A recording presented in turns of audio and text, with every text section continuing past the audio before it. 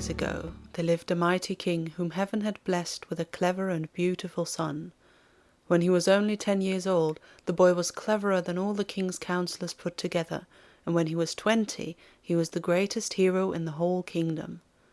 His father could not make enough of his son, and always had him clothed in golden garments which shone and sparkled like the sun, and his mother gave him a white horse which never slept, and which flew like the wind. All the people in the land loved him dearly, and called him the Sun Hero, for they did not think his like existed under the sun. Now it happened one night that both his parents had the same extraordinary dream. They dreamt that a girl all dressed in red had come to them and said, "If you wish that your son should really become the Sun Hero in deed and not only in name, let him go out into the world and search for the tree of the sun, and when he has found it, let him pluck a golden apple from it and bring it home." When the king and queen had each related their dreams to the other, they were much amazed that they should have both dreamt exactly the same about their son, and the king said to his wife, "This is clearly a sign from heaven that we should send our son out into the world, in order that he may come home the great Sun Hero, as the red girl said, not only in name, but in deed." The queen consented with many tears, and the king at once bade his son set forth in search of the tree of the sun, from which he was to pluck a golden apple.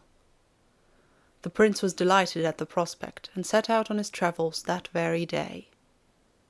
For a long time he wandered all through the world, and it was not till the 99th day after he started that he found an old man who was able to tell him where the tree of the sun grew. He followed his directions and rode on his way, and after another 99 days he arrived at a golden castle which stood in the middle of a vast wilderness. He knocked at the door, which was opened noiselessly and by invisible hands. Finding no one about, the prince rode on and came to a great meadow where the sun tree grew. When he reached the tree he put out his hand to pick a golden apple, but all of a sudden the tree grew higher so that he could not reach its fruit. Then he heard someone behind him laughing. Turning round, he saw the girl in red walking towards him, who addressed him in these words: "Do you really imagine, brave son of the earth, that you can pluck an apple so easily from the tree of the sun? Before you can do that, you have a difficult task before you. You must guard the tree for 9 days and 9 nights from the ravages of 2 wild black wolves who will try to harm it. Do you think you can undertake this?" "Yes," answered the Sun Hero, "I will guard the tree of the sun 9 days and 9 nights." Then the girl continued, "Remember though, if you do not succeed, the sun will kill you. Now begin your watch." With these words the red girl went back into the golden castle. She had hardly left him when the 2 black wolves appeared, but the Sun Hero beat them off with his sword, and they retired, only, however, to reappear in a very short time. The Sun Hero chased them away once more, but he had hardly sat down to rest when the 2 black wolves were on the scene again. This went on for 7 days and 7 nights, when the white horse, who had never done such a thing before, turned to the Sun Hero and said in a human voice, "Listen to what I am going to say. A fairy gave me to your mother in order that I might be of service to you. So let me tell you that if you go to sleep and let the wolves harm the tree, the sun will surely kill you." The fairy, foreseeing this, put everyone in the world under a spell which prevents their obeying the sun's command to take your life, but all the same she has forgotten one person, who will certainly kill you if you fall asleep and let the wolves damage the tree. So watch and keep the wolves away. Then the Sun Hero strove with all his might and kept the black wolves at bay and conquered his desire to sleep, but on the 8th night his strength failed him, and he fell fast asleep. When he awoke, a woman in black stood beside him, who said, "You have fulfilled your task very badly, for you have let the 2 black wolves damage the tree of the sun. I am the mother of the sun, and I command you to ride away from here at once, and I pronounce sentence of death upon you, for you proudly let yourself be called the Sun Hero, without having done anything to deserve the name." The youth mounted his horse sadly and rode home. The people all thronged round him on his return, anxious to hear his adventures, but he told them nothing, and only to his mother did he confide what had befallen him. But the old queen laughed and said to her son, "Don't worry, my child.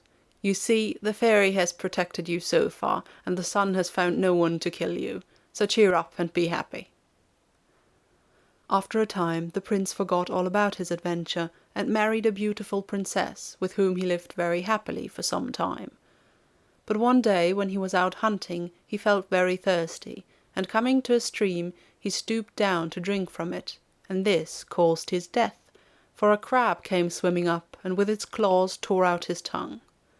He was carried home in a dying condition, and as he lay on his deathbed the black woman appeared and said, "So the sun has after all found someone who was not under the fairy's spell, who has caused your death, and a similar fate will overtake every one under the sun who wrongfully assumes a title to which he has no right."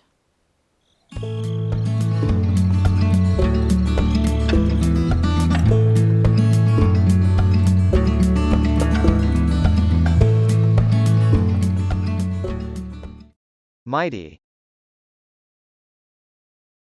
Mighty. Counselor. Counselor.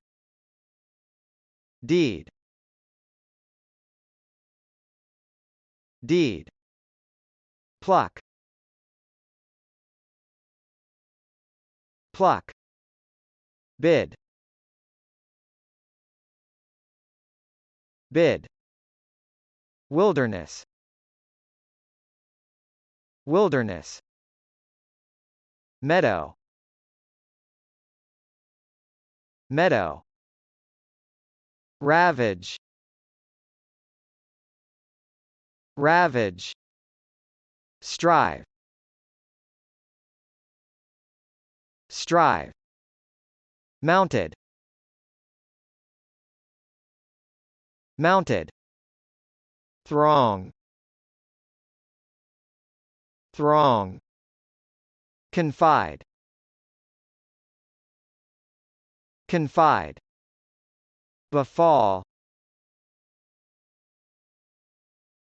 Befall. Stoop. Stoop. Claw. Claw.